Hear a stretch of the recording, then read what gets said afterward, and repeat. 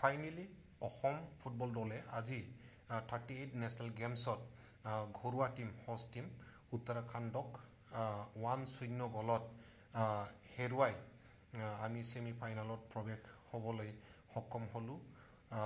Assam football দলে যিটো technique যিটো মেচিউৰিটি যিটো লেভেলত খেলিছে অতি প্ৰশংসনীয় আৰু মই তেখেতসকলক ধন্যবাদ দিছোঁ আৰু মই কংগ্ৰেচুলেশ্যন যাচিছোঁ।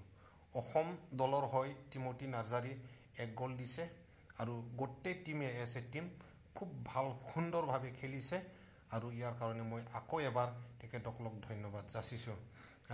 আমি অসম ফুটবল সন্থাৰ হৈ সমূহ অসমবাসী আৰু অসমৰ ফুটবল প্ৰেমী ৰাইজক ধন্যবাদ জনাইছোঁ। তেখেতসকলে অলৱেজ আমাৰ লগত হৈ থিয় দিছে আৰু আগলৈও আমাক ফাইনেললৈকে যাবলৈ মেডেল আনিবলৈ আপোনালোকৰ সহায় সহযোগিতা আপোনালোকৰ ছাপৰ্ট লাগিব।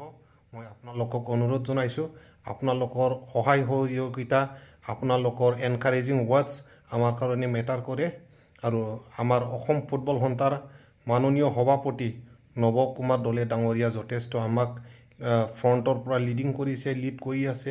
তেখেতে আমাক গাইড কৰি আছে আৰু তেখেতৰ গাইডৰ নিচিনা আমি কাম কৰি আছোঁ।